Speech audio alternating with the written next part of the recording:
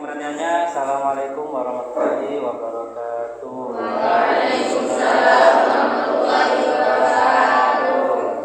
Bagaimana kabarnya hari ini? Alhamdulillah.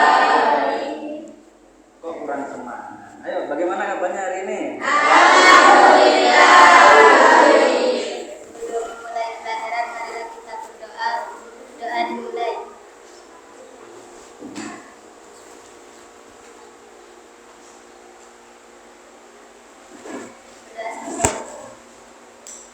Baik, untuk pembelajaran kita siang hari ini kita melanjutkan ini ya materi kita sebelumnya. Masih ingat pertemuan sebelumnya kita belajar apa? Teks editor. Iya, teks editorial. Kok cuma sebagian ini yang ingat, yang lain kok gak ingat? Apa? Lupa. Apa? Pelajaran berikutnya, pelajaran sebelumnya? Coba saya tanya dulu. Kita ulang dulu sebentar ya. Apa itu? Coba angkat tangan yang mau menjelaskan.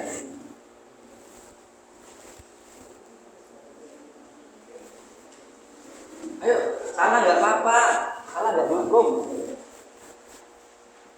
Namanya juga belajar ya. Ayo silakan, cowok atau cewek silakan bebas. Gimana? Loh, nggak ada yang ingat sama sekali. Apa itu editorial? Teks editorial adalah teks yang berisi apa? Opini yang mewakili apa? Redaksi dari sebuah media massa. Media massa itu ada apa aja? Contohnya media massa, koran, majalah. Kok novel? Novel itu karya sastra. Apa media massa? Media massa itu apa sih? Media sumber informasi dari masyarakat, untuk masyarakat. Artinya masyarakat tuh bisa tahu berita, informasi-informasi itu dari media itu. Contohnya ya koran. Apa lagi? Majalah. Apa lagi? Selain majalah, koran apa lagi? Berita itu masuk mana biasanya? TV, ya. Apa lagi? Radio. Satu lagi, internet. Dalam arti website ya.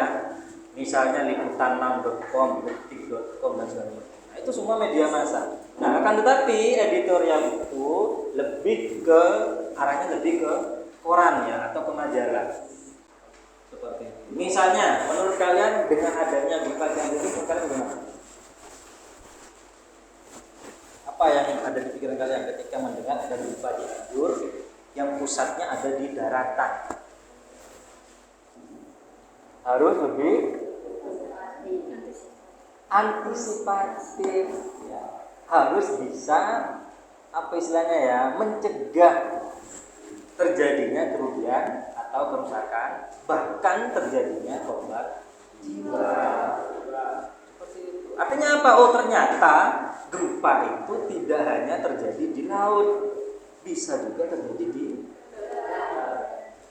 dan kita juga harus sudah tahu wilayah mana saja yang sering terjadi gempa. Seperti itu.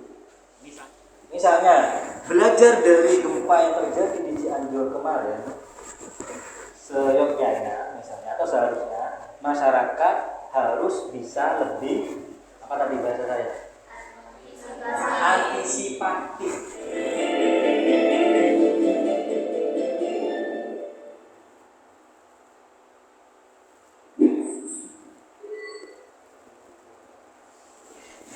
Piala Dunia kali ini akan dimulai pada 20 November 2022 di mana pertandingan tuan rumah Qatar melawan Ekuador menjadi laga pembuka.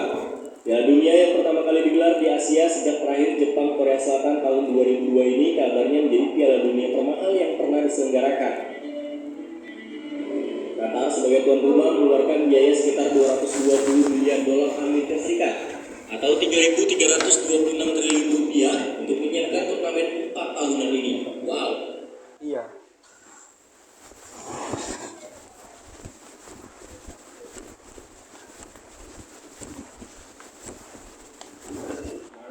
Money laundering, racketeering activation, FIFA became criminal organization.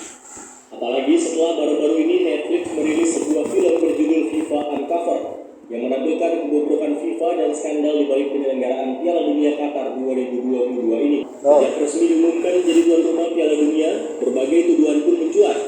Dimulai pada 2011, mantan wakil presiden FIFA Jack Warner mengklaim Qatar telah dalam tanda kutip membeli hak untuk memenangkan penawaran tuan rumah Piala Dunia 2022. Selain itu juga ada beberapa fakta-fakta mencengangkan berdasarkan laporan Amnesty International. Pertama, 79% pekerja membayar biaya rekrutmen kepada pihak sponsor. Biaya ini begitu tinggi sehingga tidak jarang dianggap utang yang harus dibayar oleh pekerja kepada sponsor. Dipecat.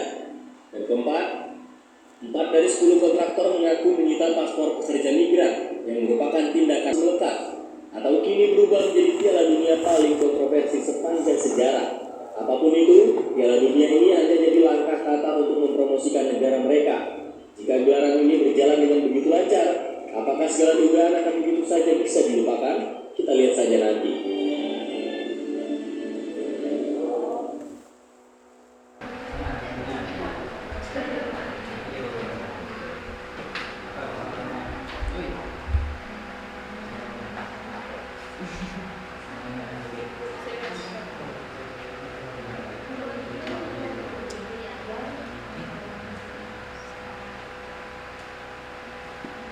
Setuju nggak kalian dengan apa yang disampaikan di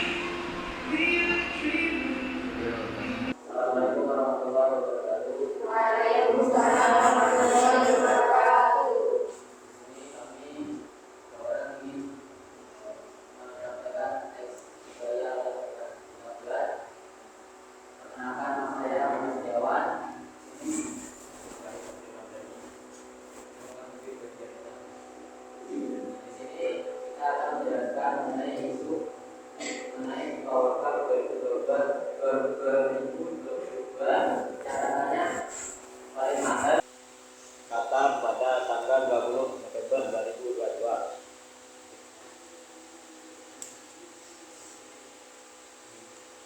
Namun penyelenggaraan FIFA World Cup yang diselenggarakan ini mendaftar tiket Piala Dunia paling kontroversial yang pernah ada. Banyak tuduhan dan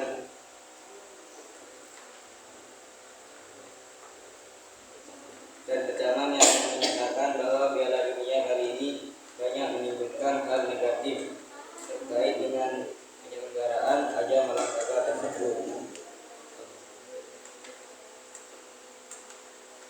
Dari berita yang sudah tersebar di sosial media yang menjadi permasalahan dari FIFA World Cup 2022, mulai dari korupsi, pelanggaran HAM terkait dengan tenaga kerja migran, larangan minuman keras, dan penolakan Qatar terhadap kelompok LGBTQ+. Mengenai korupsi dapat dilihat dari biaya penyelenggaraan Piala Dunia kali ini itu mencapai 229 miliar US dollar, yang itu nominalnya banyak, dan nominal itu sangatlah jauh dibanding Piala Dunia yang diselenggarakan di Rusia pada tahun 2018 yang hanya mencapai nominal 20 miliar US dollar. Itu kan sangat jauh kan nominalnya dari yang sekarang. Ya, dilihat dari situ saja mungkin itu sudah jelas kalau korupsi itu pasti ada di dalamnya kan. Jadi mungkin di sana terjadi korupsi. Fakta dan data. Jadi pidananya kurang. Artinya itu dari mana? Berdasarkan apa? Ya, misalnya tadi bilang ada 6.500 orang yang meninggal, itu datanya itu berdasarkan dari mana? Itu ya. Apalagi yang kurang? Dari yang kurang. Apa lagi? Rasanya berbelit-belit. Apa? Rasanya berbelit-belit. Banyak belit-belit ya, bisa jadi. Sudah, silakan bisa ditutup. Sekian dari romo kami. Maaf jika kami kurang jelas dalam menyampaikan. Jadi mohon maaf. Ya, assalamualaikum warahmatullahi wabarakatuh. Beri tepuk tangan dulu dong untuk pelajar yang sudah maju. Baik, itu ya, itu adalah salah satu hasil kerja dari kelompok ya. Teman kalian sudah berani untuk maju, saya apresiasi itu ya. Nah, kemudian karena ini waktunya sudah habis ya, jadi untuk presentasinya kita lanjutkan pertemuan minggu depan ya. Sambil lalu kita masuk ke materi berikutnya. Coba untuk materi yang kita pelajari hari ini, kira-kira apa yang kita dapatkan? Coba ada yang bisa menyebutkan apa yang kita pelajari hari ini? Angkat tangan. Ya, silakan, Mbak. Ya, apa? Apa yang kita pelajari? Informasi dalam menulis teks editorial. Setelah itu apa lagi? Struktur dari teks editorial. Kemudian kita tahu ya caranya bagaimana membuat teks editorial seperti itu ya.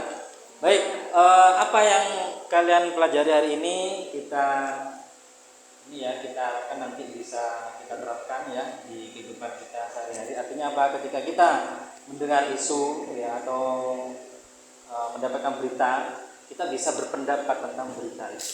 Seperti itu. Jadi itu tujuan dari pembelajaran kita dari teks editorial. Jadi kita bisa lebih peduli ya dengan isu-isu terkini dan kita bisa berpendapat di situ. Seperti itu ya. Baik, untuk materi hari ini saya kira sudah selesai. Untuk pertemuan berikutnya kita lanjutkan presentasinya ya, dan juga kita akan masuk ke bab berikutnya ya. Kita masuk ke pengantar bab berikutnya. Bab berikutnya kita akan belajar tentang teks apa? Setelah editorial, teks apa? Teks iklan ya. Ya, setelah teks editorial kita akan belajar teks iklan. Silakan dipersiapkan baik-baik untuk materi berikutnya. Seperti itu. Baik, sudah cukup sekian pembelajaran kita pada siang hari ini. Silakan ketua kelas bisa dipimpin lagi untuk berdoa sebelum kita mengakhiri pelajaran kita. Silakan Ibu Ketua. Sebelum mengakhiri pelajaran hari ini, marilah kita membaca bersama-sama.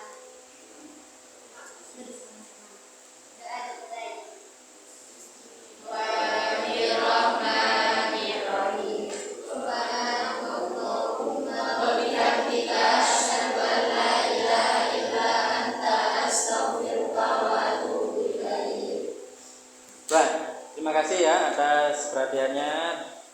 Kurang lebihnya saya mohon maaf. Saya akhiri. Assalamualaikum warahmatullahi wabarakatuh.